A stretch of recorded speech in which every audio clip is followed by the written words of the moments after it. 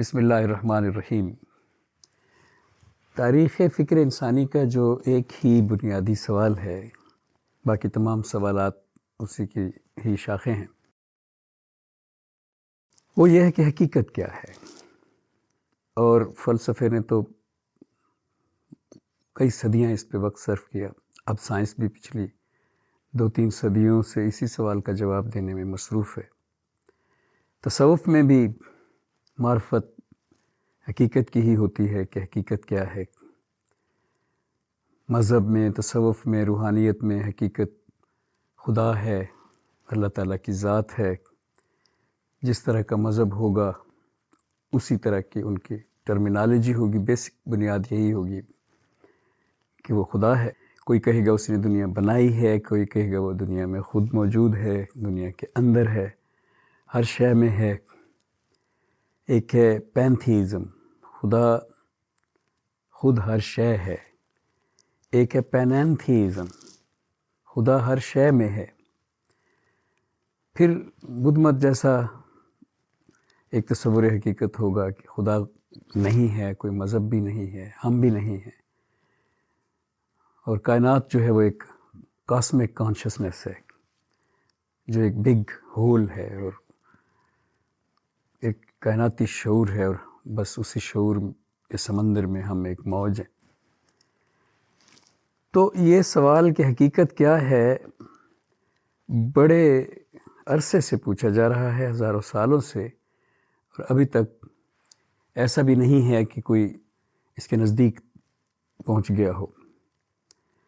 لگتا یہی ہے کہ آج ہم نزدیک پہنچ جائیں گے یا کل ہم نزدیک پہنچ جائیں گے، لیکن انسان ہے ابھی تک بہت دور اس سے۔ کچھ رسالت مآب صلی اللہ علیہ وآلہ وسلم کی طرز حیات اور آپ کے ساتھ جو وحی کا سلسلہ تھا، اس سے کچھ اشارے ملتے ہیں کہ حقیقت کو اس طرح سے ڈھونڈنا عقل کے ذریعے کوئی اتنا زیادہ مناسب رستہ ہی نہیں تھا۔ لیکن یہ بات بھی ابھی زیر بحث ہے کہ اس طرح کا دعویٰ اگر کسی مذہب یا کسی جیسے پیغمبر اسلام صلی اللہ علیہ وآلہ وسلم کے حوالے سے میں پیش کر رہا ہوں کہ اس طرح کا دعویٰ ہی سرے سے قابل بحث ہے۔ رسالت مآب صلی اللہ علیہ وآلہ وسلم، اقبال نے بھی کوٹ کی ہے یہ حدیث، نبوت سے پہلے ایک دعا مانگا کرتے تھے، اللہم ارنی حقائق الاشیاء کما ہی، اے اللہ مجھے اشیاء کی حقیقت دکھا دے کہ وہ کیسی ہے۔ لیکن نبوت کے بعد جو دعا اللہ تعالیٰ نے آپ سے کہا کہ آپ یہ دعا مانگا کریں، وہ ہے رب زدنی علما، اے اللہ میرے علم میں اضافہ فرما۔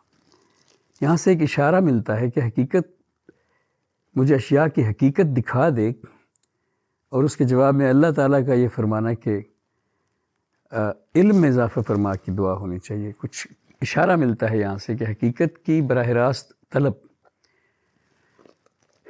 ایسی طلب ہے کہ کسی سالڈ ٹھوس شے کی جیسے طلب ہو کہ مجھے فلاں اچیومنٹ مجھے مل جائے، فلاں چیز مجھے مل جائے، جبکہ علم کی جو طلب ہے وہ حقیقت اگر کئی درجات میں بٹی ہوئی ہوگی تو علم کی طلب جو ہے وہ ہر درجے کی طلب ہوگی کہ مجھے حقیقت کے سارے درجے دکھا دے۔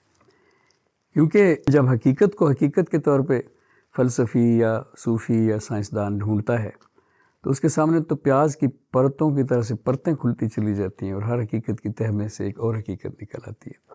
کوانٹم فزکس ہمارے سامنے ہے کہ 1905 تک،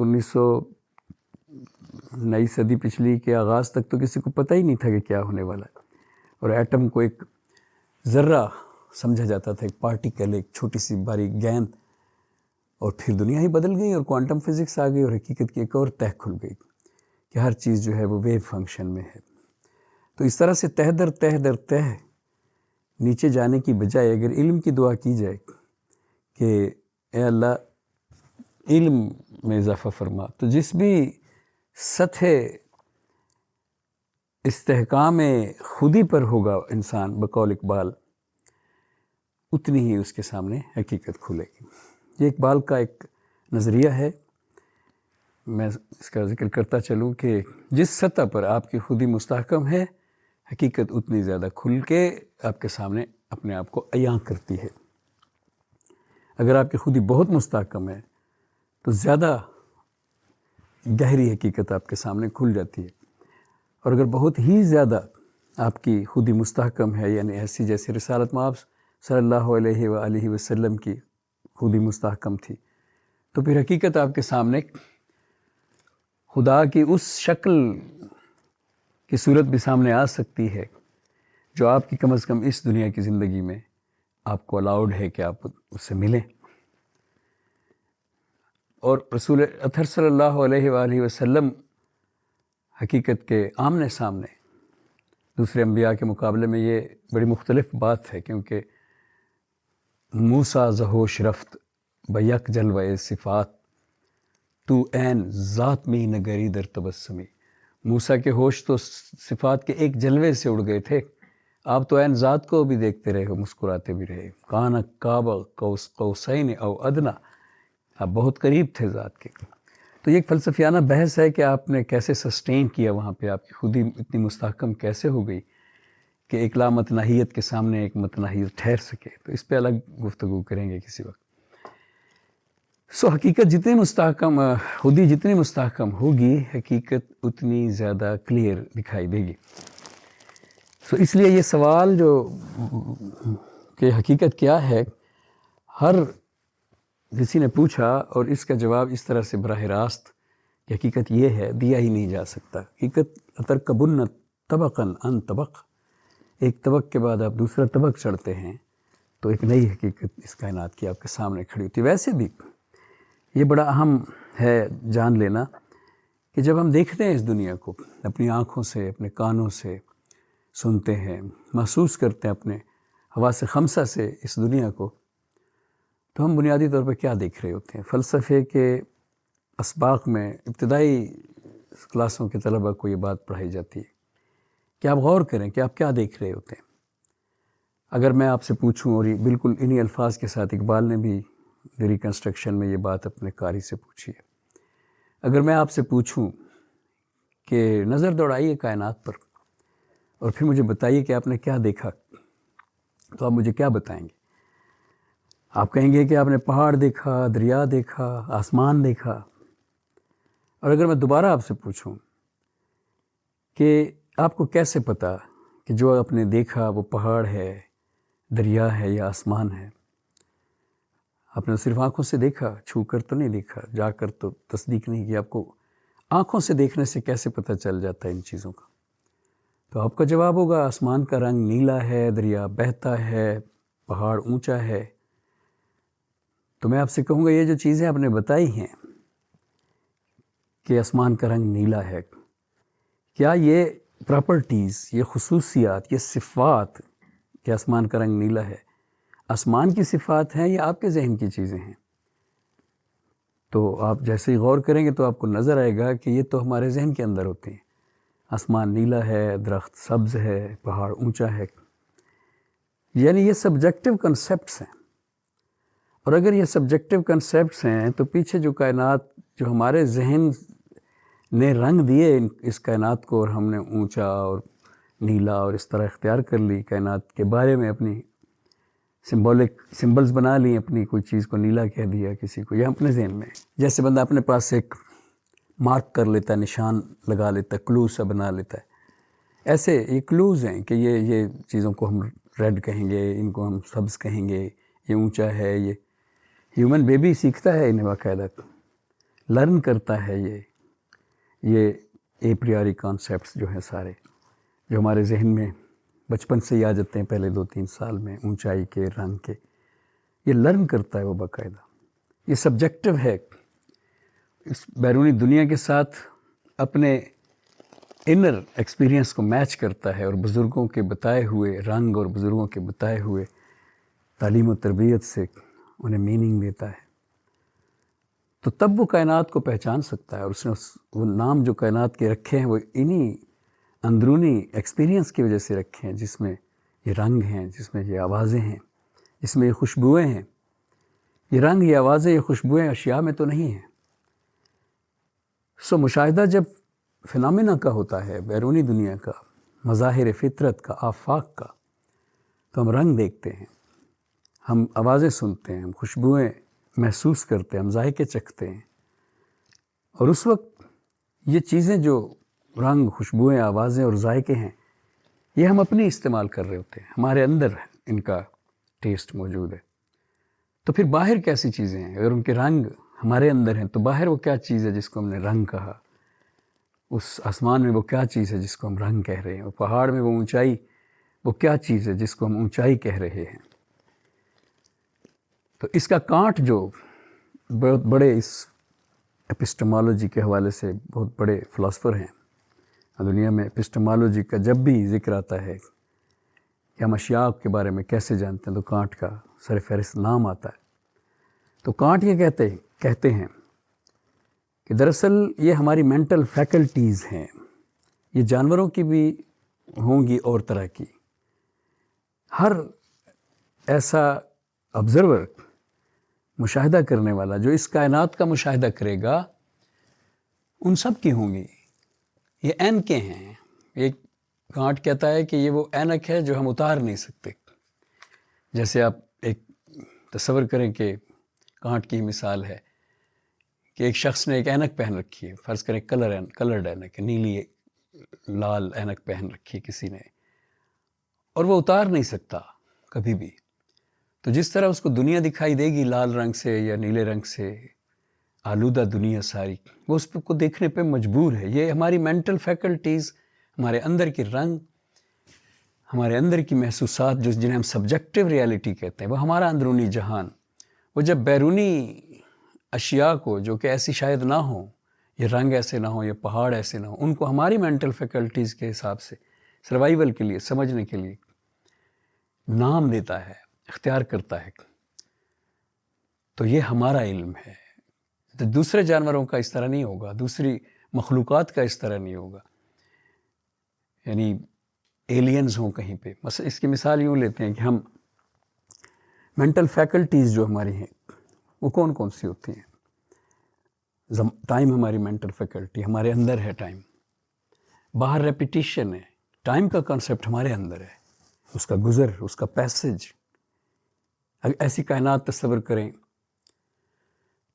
جس میں کچھ نہ ہو، یعنی کائنات خالی ہو سوائے آپ کے، کوئی ستارہ سیارہ، کوئی ریپیٹیشن، کوئی کچھ نہ ہو، لیکن آپ ہوں، تو آپ کی جو کیفیات ہوں گی، ابھی آپ خوش ہیں، تھوڑی دیر کے بعد آپ زیادہ خوش ہو جائیں گے، پھر آپ غمزدہ ہو جائیں گے۔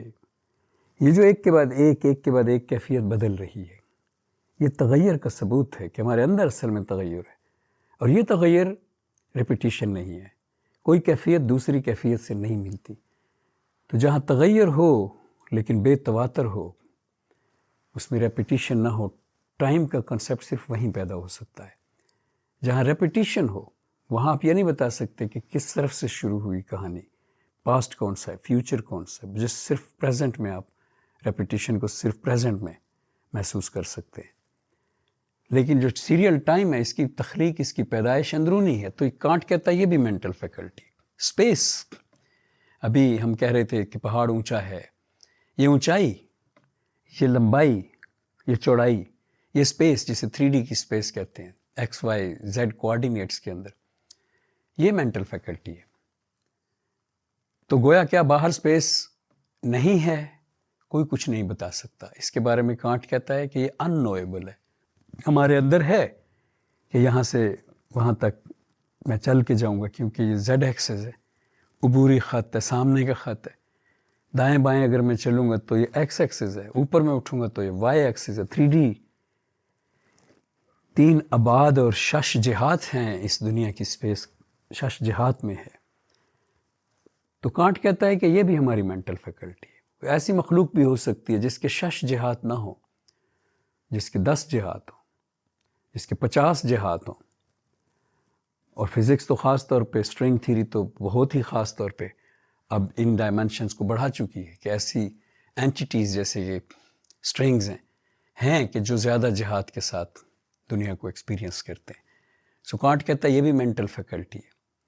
کاؤنٹنگ ہم ڈیسیمل سسٹم میں گننے پر مجبور ہیں. 10 کا ایک نظام ہے، اسی میں ہم رہتے ہیں. کوئی بھی گنتی، کوئی بھی ہندسہ ہم جب بولتے ہیں، 5 بولتے ہیں یا 50 یا 500 یا 740، یا ایون کہ ایک ہندسے کو سنگل ایک کو توڑ کر بولتے ہیں جب 0.5 اور 0.5. ہم رہتے 10 کے پیراڈائم میں ہیں. تو یہ مینٹل فیکلٹی ہے کاؤنٹنگ، کیونکہ ہم کسی اور پیراڈائم میں گنتی کے نہیں گن سکتے، ہم 8 کے سسٹم میں نہیں گن سکتے. اب ماہرین کی طرف سے تو اس کا جواب جب پوچھا جاتا ہے سوال کہ ہم 10 پر کیوں مجبور ہیں، تو یہ دیا جاتا ہے کہ ہماری 10 انگلیاں تھیں ایوولوشنری ہسٹری میں، اور ہم جب بول بھی نہیں سکتے تھے تو اپنی 10 انگلیوں کو سامنے دیکھتے تھے. ان کی پہچان، ان کی تعداد ہمارے اندر امبیڈ ہوئی ہے ان سالوں میں، ان ہزاروں لاکھوں سالوں میں. اور اس لیے ہم اسی کی مدد سے اس وقت بھی اگر کوئی کاؤنٹنگ کرتے تھے تو اسی کی مدد سے ان انگلیوں کی مدد سے. رواز فنگرس. تو اس لیے 10 امبیڈ ہوا ہے ہمارے اندر. یہ ہماری مینٹل فیکلٹی ہے. اگر کسی اور پلانٹ پہ کوئی ایسی مخلوق ہو جس کی ایک ہاتھ میں 4 اور دوسرے میں 4 انگلیاں ہوں، تو اس کے لیے جو امبیڈ ہوگا بیس سسٹم آف کاؤنٹنگ، وہ 8 کا نظام ہوگا. اس کی گنتی ڈیفرنٹ ہوگی ہم سے. کمپیوٹر ایسی ہی ایک مخلوق ہے، اور اس کے اندر جو امبیڈ ہے سسٹم، وہ 2 کا نظام ہے، 0 اور 1. تو یہ سسٹم جو ہوتا ہے گنتی کا، کانٹ کہتا ہے ہمارا جو سسٹم ہے، کانٹ نے تو گنتی کا تو پرٹیکولرلی نہیں کہا، وہ تو میں عرض کر رہا ہوں کہ یہ مینٹل فیکلٹیز ہیں، یہ ہمارے مائنڈ میں ہوتی ہیں. تو اس تناظر میں حقیقت کے بارے میں کانٹ کہتا ہے کہ حقیقت 2 حصوں میں بٹی ہوئی ہے. ایک حصہ فینومینا ہے جو ہمارے سامنے، جس کا ہم مشاہدہ کرتے ہیں، فینومینل ورلڈ، مظاہر فطرت، آفاق کا علم.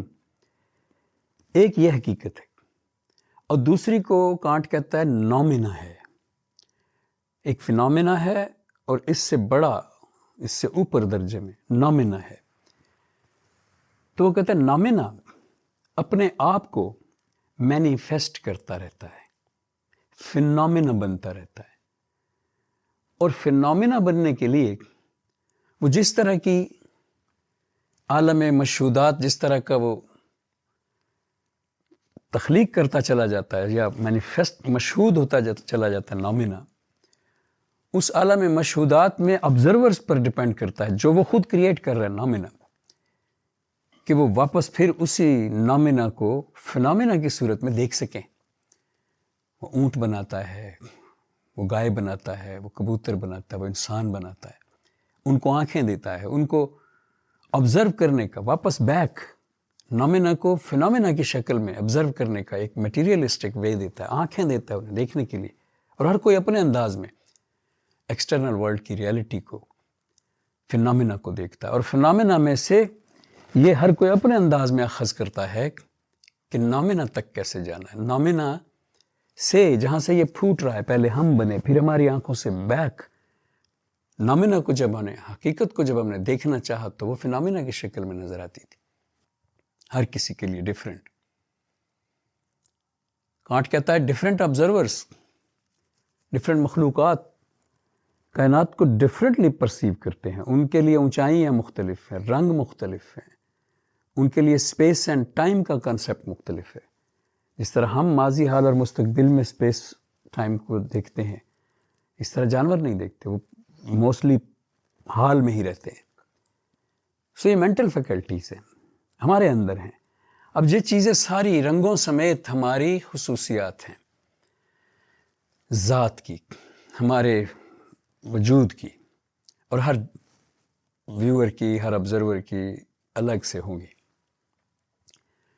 تو پہلا جو سوال اٹھایا تھا حقیقت کا، کہ حقیقت کے بارے میں صدیوں سے سوال کیا جا رہا ہے کہ یہ کیا ہے، اور کبھی جواب نہیں ملا.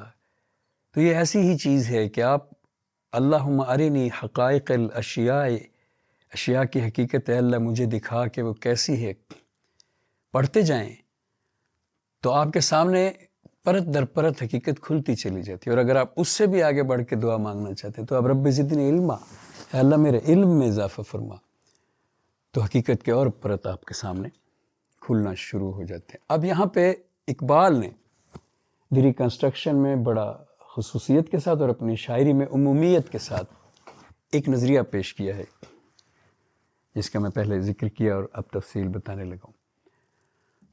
وہ یہ ہے کہ حقیقت اتنی ہی آپ کے سامنے کھل کر آپ کے سامنے ظاہر ہوتی ہے، اتنی ہی عیاں ہوتی ہے، اتنی ہی کلیئر ہوتی ہے، جتنی آپ کی خود ہی مستحکم ہے۔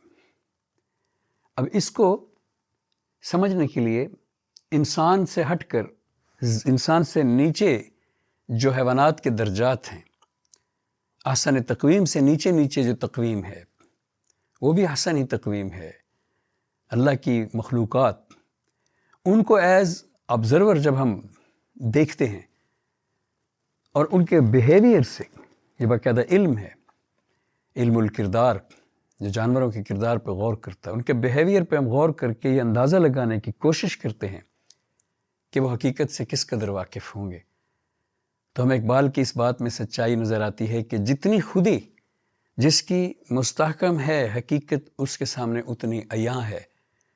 یعنی اگر ایک چیونٹی ہے، اس سے پوچھا جائے، اس کی پوری چیونٹیوں کے جہان سے پوچھا جائے کہ یہ کائنات کی حقیقت آپ کے لیے کیسی ہے، فینامنا آپ کو کیسے دکھائی دیتا ہے، اور نامنا تک پہنچنے کے لیے آپ کے پاس کون سا ٹول ہے، تو فینامنل ورلڈ میں ان کے سامنے ایک محدود زندگی ہے جو ویکچولز کو اکٹھا کرنے، مال جمع کرنے تک محدود ہے، کل کے ڈر سے، اور پھر اس کا مشاہدہ، اس کا وجدانی مشاہدہ، یعنی اس کو عقل کی ضرورت نہ صحیح، لیکن پھر بھی نامنا تک پہنچنے کے لیے اس کا وجدان کافی ہے، تو اس کا وجدانی مشاہدہ اس کو کتنی حقیقت دکھاتا ہوگا، کتنا نامنا ایک چیونٹی کے سامنے کھولتا ہوگا۔ اسی طرح سے درجات میں تمام جانداروں کو ہم دیکھ سکتے ہیں کہ حقیقت فینامنل اور نامنل کتنی عیاں ہوتی ہوگی ان کے سامنے۔ تو خودیوں کے ان درجات میں جب انسان داخل ہوتا ہے تو انسان کامل تک بھی پھر بہت سے درجات ہیں، سو جس کی خودی جتنی مستحکم ہے کہ اگر وہ چیونٹیوں کی سطح تک گری ہوئی خودی ہے تو اس کو بھی حقیقت مال متاع اور سٹاک اور کل کے لیے فکر مند رہنے سے زیادہ کچھ نہیں دکھائی دے گی، اور یہی کرتے کرتے وہ مر جائے گا، مال جمع کرتے کرتے وہ چوہوں کی طرح سوراخ کر کے گزارے گا زندگی، وہیں چھپ کے گزارے گا، اس کو اپنے مال کی اور آنے والے کل کی فکر ہوگی۔ سو خودی بھی پھر اسی طرح، قرآن کریم کی تو یہ ایک ادا ہے کہ وہ جب انسانوں کی فطرت اور انسانوں کی عادات کا ذکر کرتا ہے تو قرآن کریم ساتھ میں انالوجی جانوروں سے لے کے آتا ہے۔ اولئک کل انعام بل ہم اضل، یہ تو چوپایوں جیسے ہیں، سبزی خوروں جیسے ہیں، بلکہ ان سے بھی یہ گرے ہوئے ہیں۔ سو حقیقت اتنی ہی نظر آئے گی جتنے آپ حقیقی ہیں، یعنی جتنی آپ کی خودی مستحکم اور مضبوط ہو چکی ہے اور تمام حیات الحیوان سے ماورا اور بلند ہو چکی ہے، اور جتنے آپ پیور ہو چکے ہیں، اتنی ہی کائنات آپ کے لیے پیور ہو جائے گی، اتنی سچائی آپ کے سامنے کھل جائے گی، اتنی ہی حقیقت آپ کے سامنے کھل جائے گی۔ ورنہ عقل کے ذریعے، یعنی اپنی خودی کو استوار کیے بغیر، کسی بھی حیوانی سطح پر رہتے ہوئے، اگر ہم یہ چاہتے ہیں کہ ہم علم کی حقیقت جانیں اور علم اس طرح سے حاصل کریں کہ کائنات کی حقیقت جانیں، خدا کی حقیقت جانیں، اور رہتے ہم کسی بھی سطح پر ہیں، تو پھر ہمارے سامنے آپشنز ہوں گے عقل کے ذریعے، کیونکہ ہماری سطح جو ہے وہ ابھی حیوانی ہے، تو ہمیں احساسات ہی نہیں، اور احساس کے ذریعے ہم حقیقت کی انر فیلنگ سے بہت دور ہیں۔ تو رستہ تب بھی رکھا گیا، ایسی حیوانی سطح پر ہمارے سامنے بہت کچھ ہے جس سے ہم حقیقت کو کھوجنا چاہیں تو کھوج سکتے ہیں۔ ان میں کتابیں ہیں، ان میں علم کے ذخیرے ہیں، وہ سارے درست ہیں، اور وہ سارے کے سارے ہمیں پھر بتاتے ہیں کہ کائنات کیسی ہے، اور وہ پرسپیکٹیو ہمارے اپنے رکھے ہوئے ناموں سے وجود میں آتے ہیں، لیکن وہ ہمیں بتاتے ہیں کہ یہ اسپیس ٹائم فیبرک ہے، یہ کوانٹم فزکس ہے، یہاں کوانٹم فلیکچویشن ہے، یہاں فلاں ہے، اور ان سے ہمیں ہنٹس ملتے ہیں، گلمپسز ملتے ہیں، جس سے ہمیں اندازہ ہوتا ہے کہ یہاں سے آگے جانے کے لیے پھر ہمیں اپنے اندر کچھ اور دیکھنا پڑے گا، کچھ اپنے اندر اور ڈھونڈنا پڑے گا۔ گفتگو کو اس طرح سے سم اپ کرتے ہیں کہ یہ اقبال نے بات کی ہے، اور یہ بڑی اہم بات ہے کہ اگر حقیقت کو ہم جاننا چاہتے ہیں، معرفت حقیقت کی ہم حاصل کرنا چاہتے ہیں، تو رستے سارے ہمارے پاس ہیں۔ ہم کسی بھی سطح زندگی میں ان رستوں کو اختیار کرتے ہوئے حقیقت کے ہی نزدیک جائیں گے۔ کوئی رستہ حقیقت سے دور نہیں جائے گا، لیکن جتنے ہم حقیقی ہوں گے، جتنی ہماری ذات اور خودی اور وجود مستحکم ہوگا، اتنی اس سطح کی ہمیں حقیقت دکھائی دے گی۔ اور اگر ہم حقیقت کو دیکھنا چاہتے ہیں، حقیقت سرمدیہ کی حد تک کہ فائنل حقیقت کیا ہے، تو ہمیں پھر ماورا ہو جانا پڑے گا زندگی کے ان درجات سے جو چیونٹی سے لے کے شاہین تک، اور پھر انسانی حیات میں نظر آتے ہیں کہ مختلف قسم کے طبیعتیں اور مزاج اور مختلف قسم کی تربیتیں انسان کو کیسا بنا کے رکھتی ہیں، اور وہ کتنا سائیکو ہو جاتا ہے دنیا کے لیے، وہ کتنا مرتا ہے دنیا کے لیے، وہ کتنا پریشان ہوتا ہے فیوچر کے لیے، وہ کتنا وہ سمجھتا ہے کہ میں سب کچھ اس دنیا کا سسٹم چلا رہا ہوں، میرے بچے، میری بیوی، میرا سب کچھ۔ تو جس سطح پہ وہ ہوگا، اسی سطح پہ اس کو اتنی ہی، اس کے لیے وہی دنیا، وہ کسی فلم کا رودالی کا ڈائلاگ ہے کہ تیرا نرگ وہی ہے جہاں تو ہے۔ بات کریں گے اس پہ مزید ابھی، تو انشاءاللہ بات ہوتی رہے گی۔ بہت شکریہ۔